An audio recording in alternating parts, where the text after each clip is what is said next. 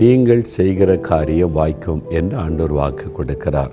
இதுவரைக்கும் சில காரியம் வாய்க்கவில்லை, அதனால் ஒரு மனசோர்வு உள்ளத்துக்குள்ளே இருக்கலாம். இந்த தொழில் காரியம் வாய்க்கவில்லை, பிள்ளைகளுடைய திருமண காரியம் வாய்க்கவில்லை, அதனால் மனசோர்வு கஷ்டம், அப்படிப்பட்ட நிலைமையில் இருக்கலாம். ஆண்டவர் இயேசு உங்களுக்கு வாக்கு கொடுக்கிறார், என் மகனே என் மகளே, நீ செய்வது எல்லாம் வாய்க்கும், நான் அதை வாய்க்க பண்ணுவேன் என்று ஆண்டவர் உங்களுக்கு வாக்கு கொடுக்கிறார்.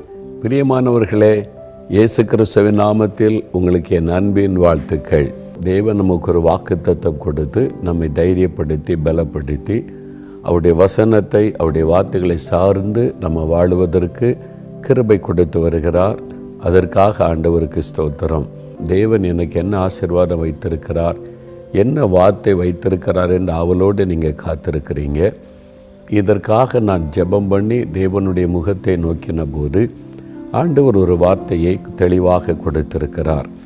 1 சங்கீதம் 3வது வசனம், அவன் செய்வது எல்லாம் வாய்க்கும்.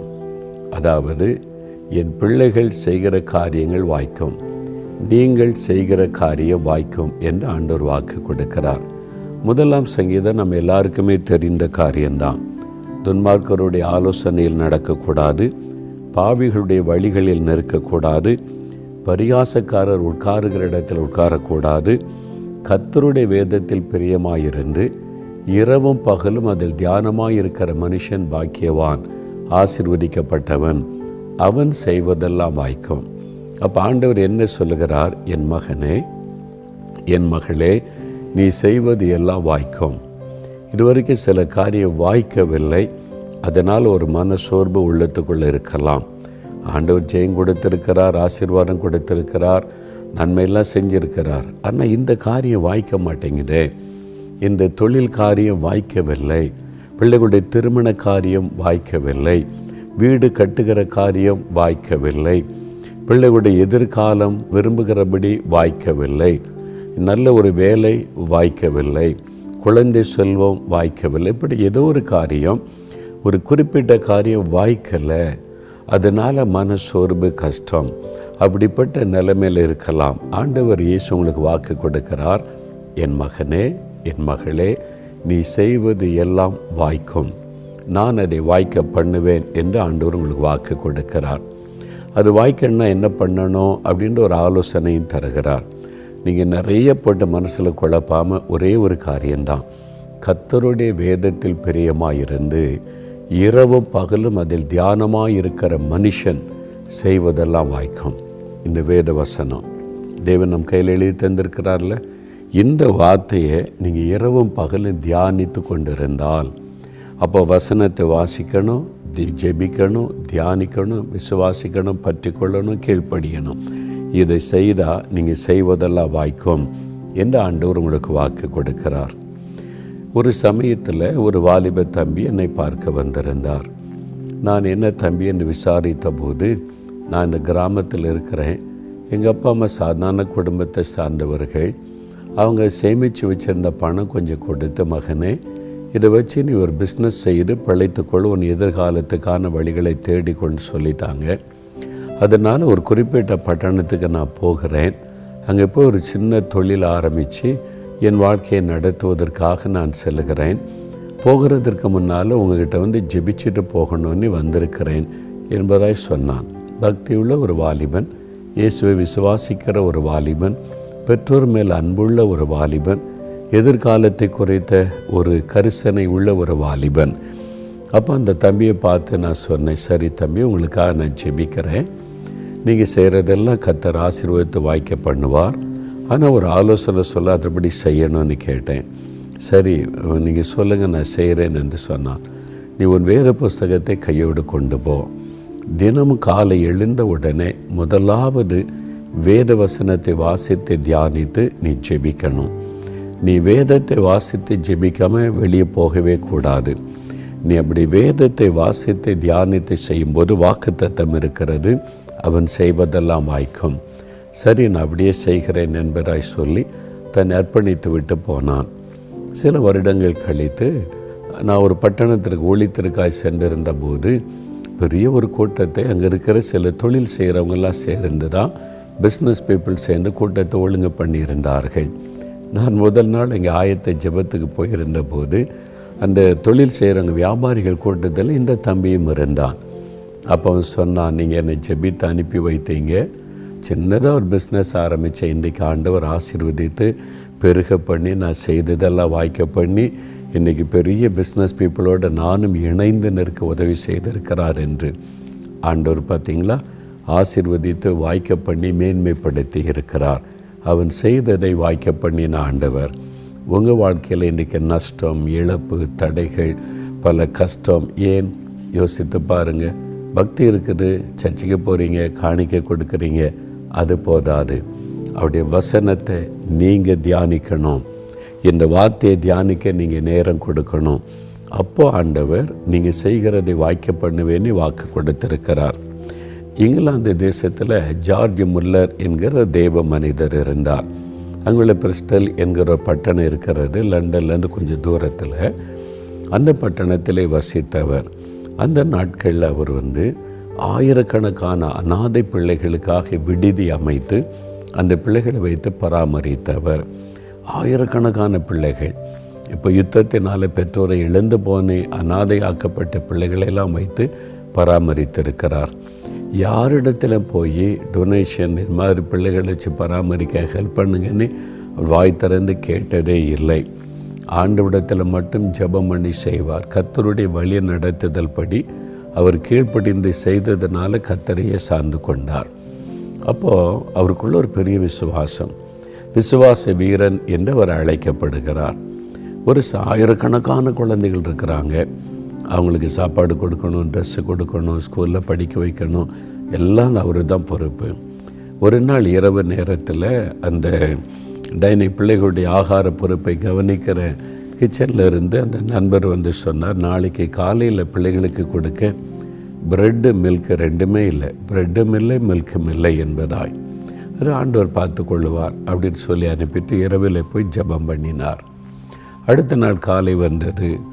அவர் சொன்னார், எல்லோரும் டைனிங் ஹாலில் கூட்டி சேருங்க, உட்கார வைங்க, பிளேட்லாம் கொடுங்கன்னு சொல்லி. ரொட்டி இல்லையே, எப்படி பிள்ளைகளுக்கு கொடுக்க போகிறோம்? அதெல்லாம் ஆண்டவர் பார்த்து கொள்வார். விசுவாசம் அவருக்கு. எல்லாம் ஆண்டவரை துதித்து ஒரு பாடல் பாடி ஜெபிச்சு தான் சாப்பிடுவாங்க. ஸ்தோத்திர பாட்டு பாடுங்கன்னு சொன்னார். பிள்ளைகள்லாம் எழுப்பி நின்று துதித்த பாடுறாங்க. அது அந்த டைனிங் ஹாலில் இருக்கிறவங்க, சமையல் காரியத்தை கவனிக்கிறவங்க, அந்த பொறுப்பாக இருக்கிறவங்களா இருதயம் துடிக்கிறது வேகமாக, என்ன பண்ணுறது, பிள்ளைகள் பாடி முடிச்சுட்டா ரொட்டி கொடுக்கணுமே இல்லையேன்னு சொல்லி பாடிக்கொண்டே இருக்கும்போது ஒரு பெரிய வேன் நிற்கிறாரு. அவங்க விசாரிக்கிறாங்க, இந்த ஆர்ஃபனேஜுக்கு பொறுப்பு யாருன்னு சொல்லி. இவர் போய் நின்றார். என்ன விஷயம்? என்னுடைய எஜமான் ஒரு பெரிய ரொட்டி அந்த ஃபேக்ட்ரி பேக்கரி வச்சுருக்கிறாரு. அவர் இன்றைக்கி காலையில் இரவெல்லாம் நிறைய இந்த ரொட்டிகள் செய்து அதை இந்த வேனில் ஏற்றி உங்கள்கிட்ட இந்த ஆர்ஃபனேஜுக்கு விடுதலை போய் கொடுத்துட்டுவான்னு சொன்னார். அதை கொண்டு வந்தேன்னு. அந்த எஜமானை இவர் பார்த்ததும் கிடையாது, யாருன்னு நேரில் பார்த்ததும் இல்லை, தெரியவே செய்யாது.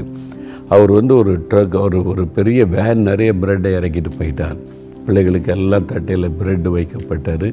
பிள்ளைகள் சாப்பிட ஆரம்பித்தாங்க. மில்க்குக்கான அந்த கிளாஸ் எல்லாம் வைக்கப்பட்டார். மில்க் இல்லையேன்னு சொல்லி சாப்பிடட்டும் பிள்ளைகள், சாப்பிட்டு முடிகிறக்குள்ளே ஆண்டவர் தருவார். சாப்பிட்டு கொண்டே இருக்கிறாங்க. ஒரு ஆள் வந்தான். இந்த விடுதிக்கு யார் பொறுப்புன்னு கேட்டால், என்ன விஷயம்? நான் பக்கத்து பட்டணத்திற்கு ஒரு மில்க் வேன், ஒரு வேனில் பால் கொண்டு போகிறேன். திடீர்னு அந்த டயர் பஞ்சர் ஆகி அந்த வண்டி நின்று விட்டார். இப்போது இந்த பாரத்தெல்லாம் எடுத்த பிறகு தான் வண்டியை ரிப்பேர் பண்ண முடியும். அதனால் இந்த மில்கை காலி பண்ணணும். என்ன செய்கிறேன்னு யோசித்தேன். இதில் உங்கள் விடுதி பேர் போட்டிருந்தது, அதான் உள்ளே வந்தேன். அந்த பாலெல்லாம் எடுத்துக்கிறீங்களா அப்படின்னு சொல்லி கேட்டான். மில்க்கு விட்டார். பிள்ளைகளுக்கெல்லாம் மில்க் கொடுக்கப்பட்டார். அற்புதமாய் ஒவ்வொரு நாளும் ஒவ்வொரு நேரமும் இந்த மாதிரி ஏராளமான அற்புதங்கள் அவருடைய வாழ்க்கையில் நடந்தது புஸ்தகத்தில் எழுதப்பட்டு இருக்கிறது. இப்படி அவருக்குள்ள ஒரு விசுவாசமும் அதனாலே ஒரு பெரிய சாதனையும் எப்படி நடந்தது?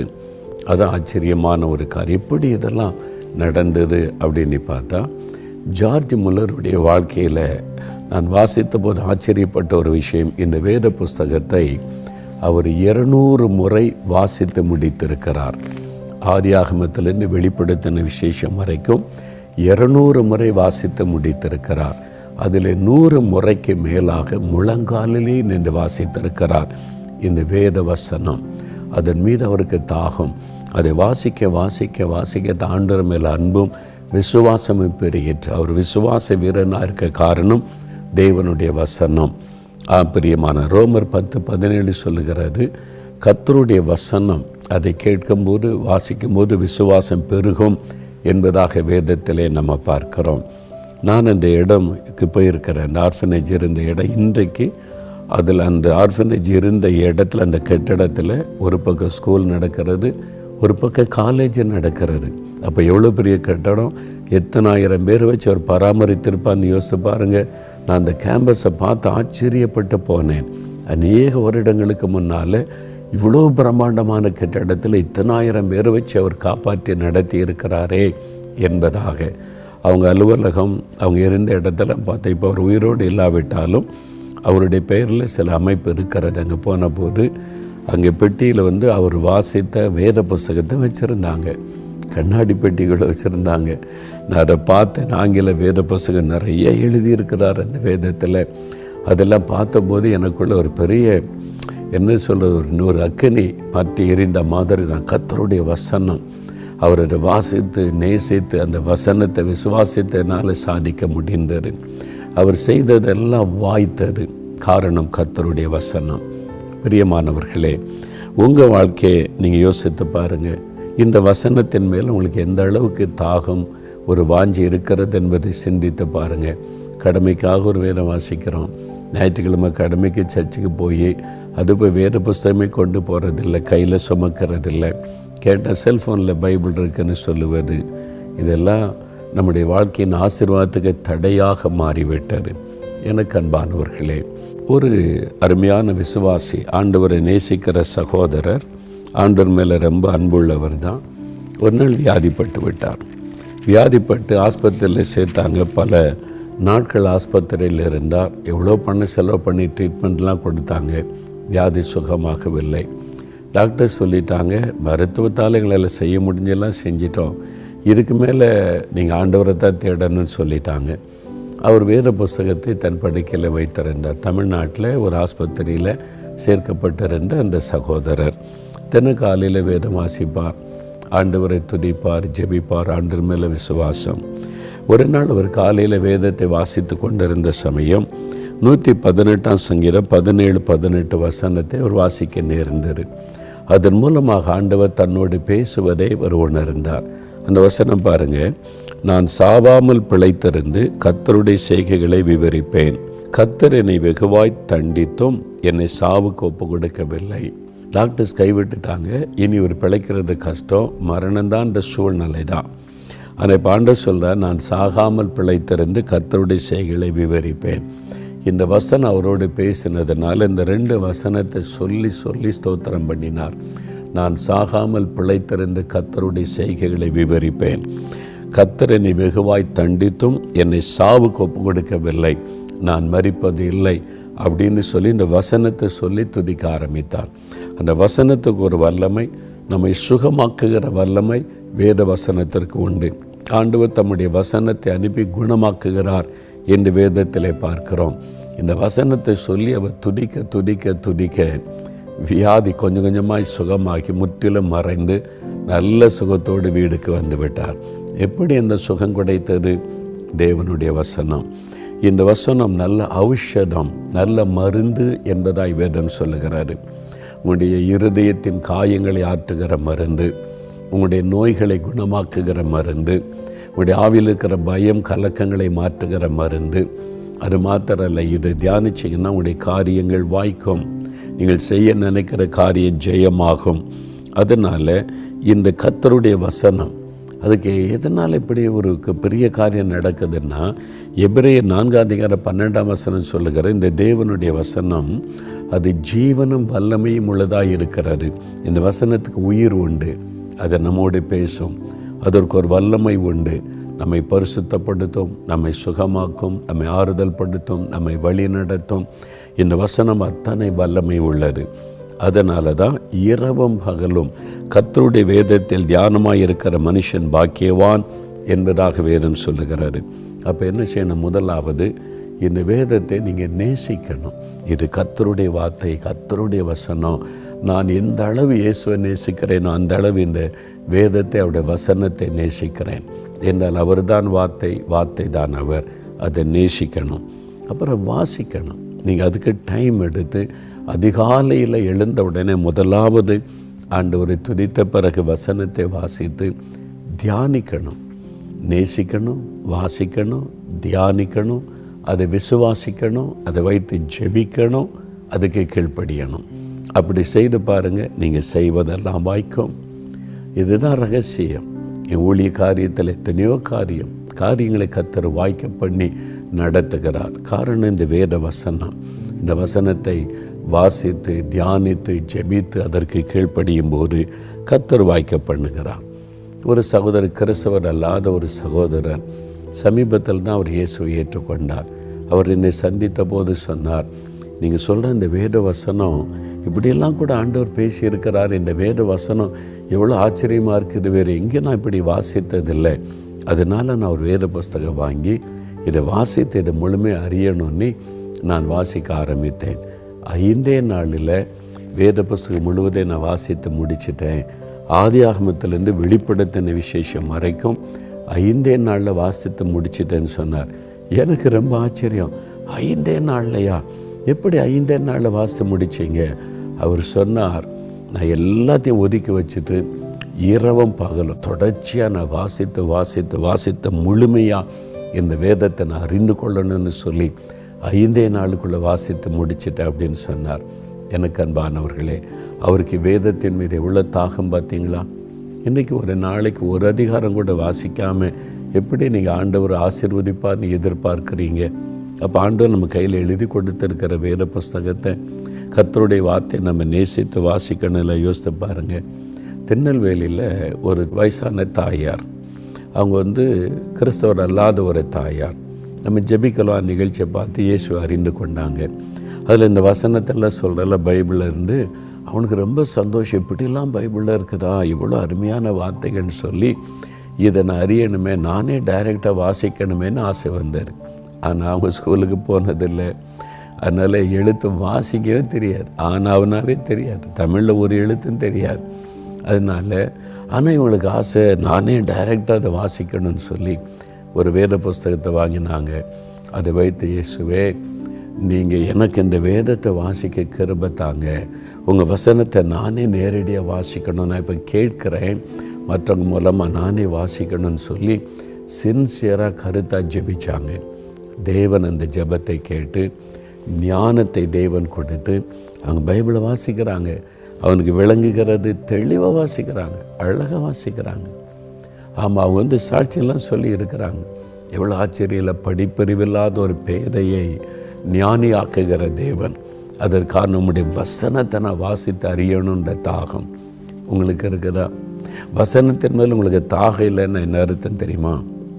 ஒரு பசி இல்லைன்னா டாக்டரை போனால் பசியே இல்லை டாக்டர்னு சொன்னால் என்ன சொல்லலாம் தெரியுமா? சிக்னஸ், வியாதி இருக்குது, அதனால தான் பசி இல்லை, உடனே மருந்து கொடுத்து சரிப்படுத்தணும்.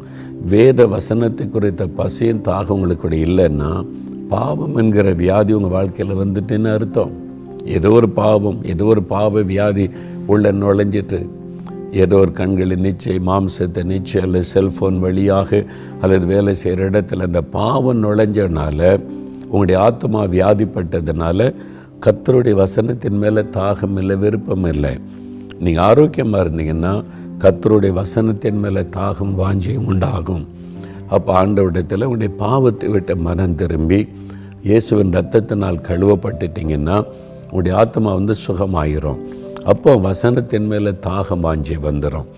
அந்த தாகம் நீங்கள் வாஞ்சியோடு வாசிக்கும்போது உங்கள் வாழ்க்கையில் பெரிய ஆசீர்வாதத்தை கொண்டு வரும். பாருங்கள், நான் தினமும் காலை எழுந்த உடனே முதலாவது ஆண்டவரை ஸ்தோத்திரம் பண்ணுவேன். முதல் 2 மணி நேரத்தை நான் காலையில் ஆண்டவருக்கு கொடுப்பது என்னுடைய பழக்கம்.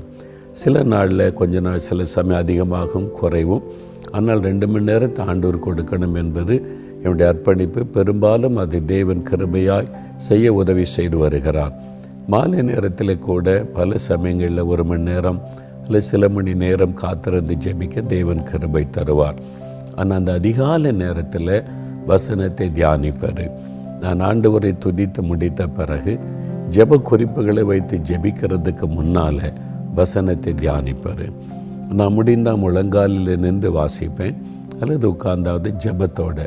ஆனால் எனக்கு பெரும்பாலும் முழங்கால் நின்று வாசிக்கும்போது அது ஒரு பெரிய ஆசீர்வாதத்தை உணர முடியும். அப்போ அந்த தேவ பிரசன்னத்தோடு வாசிக்கும்போது என்னுடைய பழக்கம் ஆதியாமத்திலேருந்து ஒவ்வொரு அதிகாரமாய் வாசித்து கொண்டு வருவது. ஒரு நாளைக்கு 4 அதிகாரம் 5 அதிகாரம் வாசிக்கணும் அப்படி நான் நினைக்க மாட்டேன். என் கூட ஆண்டவர் பேசணும், இந்த வசனத்தை கொண்டு தான் முக்கியம். அப்போ நான் அந்த வசனத்தை வாசிக்கும்போது ஜெபத்தோடு, அதாவது யாருமே இருக்கக்கூடாது.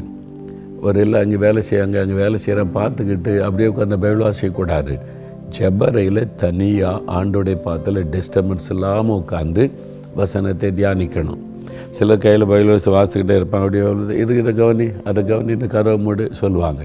அப்போ வசனத்தினுடைய உண்மையான அர்த்தம் உங்களுக்கு விளங்காது. வசனத்தை கொண்டு கர்த்தர் பேச முடியாது.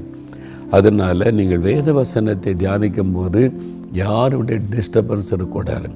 என் ஆண்டவர் அதிலிருந்து உங்களோடு பேச விரும்புகிறார். அப்போ தான் ஆண்டவர் பேசுவதை உணர முடியும். நான் அப்படி தான் தனித்து தெய்வ சமூகத்தில் உட்கார்ந்து ஜெபத்தோடு அதை வாசிப்பேன். முதலாவது இதுக்காய் ஸ்தோத்திரம் பண்ணி ஜெபம் பண்ணுவேன். அப்படியே வாசிக்கும் போது திடீர்னு 4வது வசனமோ 6வது வசனமோ அப்படி வாசிக்கிட்டே வரும்போது ஆவியானவர் பரிசுத்த ஆவியானவர் சொல்வார், ஸ்டாப், நிறுத்துன்னுவார். அவ்வளோ, அதுக்கு மேலே வாசிக்க மாட்டேன். அந்த வசனத்தை திரும்ப வாசிப்பேன், சத்தமாக வாசிப்பேன். நான் காதில் விழுற மாதிரி வாய் திறந்து வாசிப்பேன். அந்த வசனத்தை கொண்டு ஆண்டவர் என்னோடு பேச விரும்புகிறார் என்பது தெரியும். அந்த வசனத்தை வைத்து ஜெபிப்பேன். ஆண்டவரே, இந்த வசனத்தை கொண்டு என்னோடு என்ன பேச விரும்புகிறீங்க, பேசுங்கன்னு ஜெபம் செய்வேன். எல்லா நாளும் வாக்குத்தத்தமே கர்த்தர் தரமாட்டார். நம்ம எப்போ பைபிள் திறந்தாலும் வாக்குத்தத்தத்தை தேடுகிறோம். அது தவறு. சில சமயங்களில் தேவன் நம்முடைய பாவத்தை அதை வைத்து உணர்த்தி பரிசுத்தப்படுத்துவார். அதனால் தான் யோவான் 17:17 இயேசு சொல்லுகிறார், பிதாவே, உம்முடைய சத்தியத்தினாலே என் சீஷர்களை பரிசுத்தமாக்கும், உம்முடைய வசனமே சத்தியம். இந்த வசனத்தை வைத்து தான் தேவன் நம்மை பரிசுத்தப்படுத்துவார். அப்போ அந்த வசனத்தை கொண்டு குறைகளை தவறுகளை சுட்டி காண்பிக்கும்போது அந்த வசனத்தை வைத்து ஜெபிப்பது, ஆண்டவரே, இந்த வசனத்தின்படி நான் குறைவுள்ளவனாக இருக்கிறேன், என்னை மன்னிங்க, என்னை பரிசுத்தப்படுத்துங்க. அப்போ அந்த வசனம் உள்ளத்தில் ஆழமாய் பதியும். அந்த நாள் முழுவதும் அந்த வசனம் பேசிக்கிட்டே இருக்கும். அந்த நாள் முழுவதும் தியானித்து கொண்டே இருக்கலாம். சில சமயம் அது ஒரு வழி நடத்துதலாக இருக்கும். இது இப்படி செய் அப்படி செய்யணும், ஒரு வழி நடத்துதல். சில சமயம் அது தேவனுடைய ஒரு ஆலோசனையாக இருக்கும்.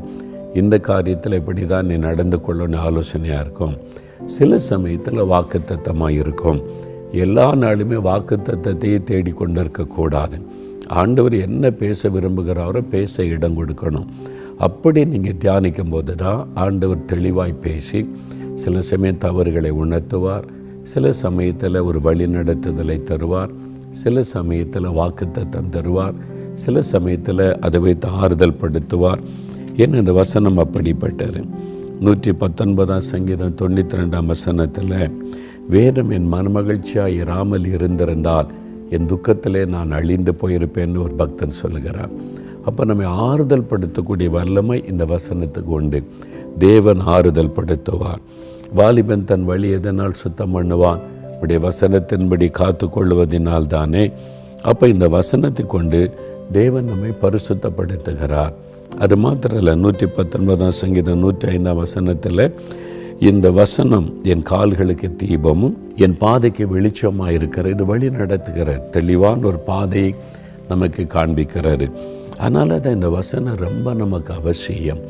தினந்தோறும் அதை நீங்கள் கருத்தாக வாசித்து தியானித்து விசுவாசித்து அதை வைத்து ஜெபம் பண்ணி அதற்கு கீழ்ப்படியணும். அதான் முக்கியம். கடைசியாக ஒரு வசனம் பாருங்கள், யோசுவா 1 அதிகாரம் 8வது வசனம் பாருங்கள். அந்த வசனத்தில் என்ன சொல்லப்பட்டிருக்கு? யோசுவா பார்த்து ஆண்டு சொல்லும்போது, இந்த நியாயபரமான புஸ்தகம், அதாவது தேவனுடைய வார்த்தை வசனம், உன் வாயை விட்டு பிரியாமல் இருப்பதாக, இதில் எழுதியிருக்கிறபடி எல்லாம் செய்ய நீ கவனமாக இருக்கும்படி. சும்மா வாசித்தா போதாது, அதில் எழுதியிருக்கிறபடி செய்வதற்கு நம்ம அர்ப்பணிக்கணும். நான் பைபிள் வாசித்துட்டேன், ஜெபிச்சுட்டு ஆசீர்வாதம் வரும். வாசித்து விசுவாசித்து அது கீழ்ப்படியணும், அதன்படி நடக்கணும், அதன்படி அதை செய்ய கவனமாக இருக்கும்படி இரவும் பகலும் தியானித்து கொண்டிருப்பாயாக. அன்று சில இரவும் பகல் யோசுவா இந்த வேத வசனத்தை தியானித்து கொண்டிரு, அதில் சொல்லப்பட்டபடி செய்ய கவனமாயிரு. அப்பொழுது நீ உன் வழியை வாய்க்க பண்ணுவாய், உன் காரியம் வாய்க்கும், நீ செய்கிற காரியம் ஜெயமாகும், தடை வராது வாய்க்கும். அப்பொழுது புத்திமானாயும் நடந்து கொள்ளுவாய். உடைய நடக்கையில் செயலில் எல்லாம் வித்தியாசம் தெரியும். அநேகர் ஆச்சரியப்படுவாங்க, கூட வேலை பார்க்குறவங்க, கூட பிஸ்னஸ் பண்ணுறவங்க, கூட வாட, உனக்கு எப்படி இந்த ஞானம், உனக்கு எப்படி இந்த காரியம்? வேத வசனம் கொடுக்கிறது. அதனால் இன்றைக்கு ஆண்டவரே இந்த வேத வசனத்தை நான் நேசிக்கிறேன், தினமும் வாசிப்பேன், அதுக்கு கீழ்ப்படி ஒப்பு கொடுக்குறேன், இரவும் பகலதை தியானித்து கொண்டிருக்க எனக்கு உதவி செய்யன்னு கேளுங்க. நீங்கள் செய்வதெல்லாம் வாய்க்கும். ஆலயத்துக்கு போகும்போது, ஒரு கூட்டத்துக்கு போகும்போது கையில் வேத புஸ்தகத்தோடு போங்க. அச்சடிக்கப்பட்ட வேத புஸ்தகம் கையில் இருக்கணும். சில செல்ஃபோனை காமிச்சு இதில் இருக்க பைபிள்னு சொல்லாதுங்க.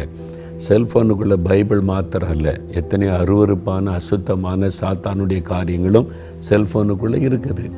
ஆனால் அச்சடிக்கப்பட்ட வேதத்தில் கர்த்தருடைய வசனம் மட்டும், பரிசுத்த வேதம் எழுதியிருக்கல, அது மட்டும்தான் இருக்குது. அதனால் ட்ராவலில் போகும்போது, பிரயாணத்தில் போகும்போது வாசிக்க செல்ஃபோனில் உள்ள பைபிளை வாசிங்க.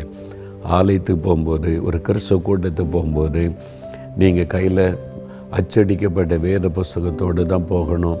இந்த அச்சடிக்கப்பட்ட வேத புஸ்தகத்தை வைத்து தான் ஊழியர்கள் பிரசங்கம் பண்ணணும். தயவுசெய்து மனதில் கொள்ளுங்க. சரி, இப்போ நாம் ஜெபிக்க போகிற ஆண்டவர் வாக்கு கொடுத்தபடி உங்கள் வாழ்க்கையில் ஏதோ ஒரு காரியம் தடைப்பட்டிருக்கல, தேவன் அதை வாய்க்க பண்ண போகிறார். விசுவாசிங்க. ஆண்டவரே, இன்றைக்கு உம்முடைய வசனத்தை வாசிக்க தியானிக்க கீழ்ப்படி ஒப்பு கொடுக்குறேன், என் காரியத்தை வாய்க்க பண்ணும் அப்படின்னு ஜெபிக்க போகிறேன். என்ன காரியம் வாய்க்கணும்? மனதில் நிறுத்தி கொள்ளுங்க, கண்களை மூடுங்க, ஜெபிக்கலாம்.